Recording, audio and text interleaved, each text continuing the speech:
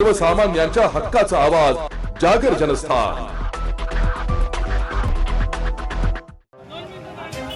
रुग्णवाहिका चालकांनी विविध मागण्यांबाबत बेमुदत धरणे आंदोलन छेडले। 108 रुग्णवाहिका चालकांनी विविध प्रलंबित मागण्यांसंदर्भात बेमुदत धरणे आंदोलन पुकारलंय। संपूर्ण राज्यभरातील रुग्णवाहिका चालक आंदोलन करत असून त्याच माध्यमातून धुळ्यात देखील 108 रुग्णवाहिका चालक युनियनच्या वतीने बेमुदत धरणे आंदोलन करण्यात आले।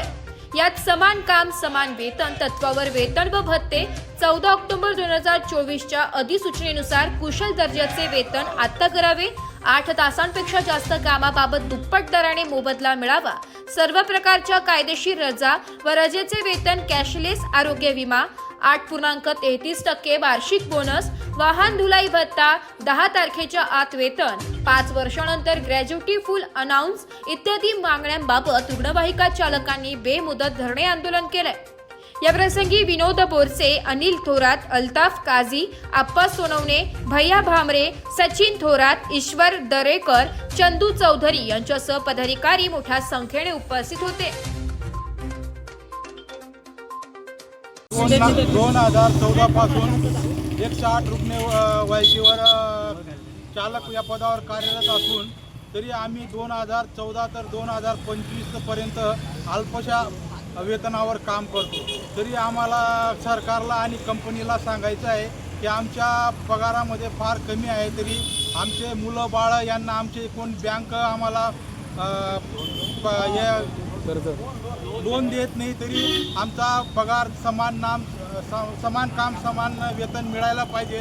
तरी आमच्या मागण्या ज्या आहेत, राज्यातील 108 ॲम्ब्युलन्स वाहन चालक गेल्या अनेक वर्षापासून अत्यंत महत्त्वपूर्ण सेवा देत आहेत। समस्याबाबत 13 मे 2025 रोजी आझाद मैदानमध्ये आंदोलन करून आपणास निवेदन दिले आहे।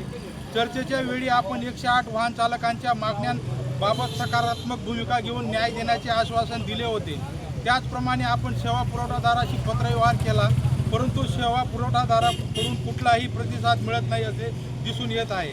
आमच्या संघटनेने सेवा पुरवठादारांचा निवेदन देऊन चर्चा करण्याची विनंती केली होती, तरी मागण्या पूर्तता झाली नाही, तरी आमच्या मागण्या पूर्ण झाल्या पाहिजे हेच आमचं निवेदन आहे।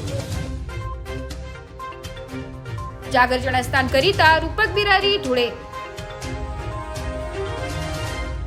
नाशिककरांसाठी जाहीर आवाहन। पावसाळ्यात अतिसार, गॅस्ट्रो, कॉलरा यांसारखे दूषित पाण्यामुळे होणारे आजार होऊ नयेत म्हणून उघड्यावरील अन्न पदार्थ व कापलेली फळे खाऊ नका। पिण्याचे पाणी गाळून 10 मिनिटे उकळून प्या। जेवणापूर्वी व बाळास भरवण्यापूर्वी हात स्वच्छ धुवा। ताक, शहाळ्याचे पाणी, डाळीचे पाणी भरपूर प्रमाणात प्या आणि ताज्या अन्न पदार्थांचे सेवन करा। रोगाची लागण झाल्यास त्वरित डॉक्टरांचा सल्ला घ्या। स्वच्छता पाळा, रोग टाळा। सार्वजनिक आरोग्य विभाग, मनपा नाशिक द्वारे जनहितार्थ प्रसारित।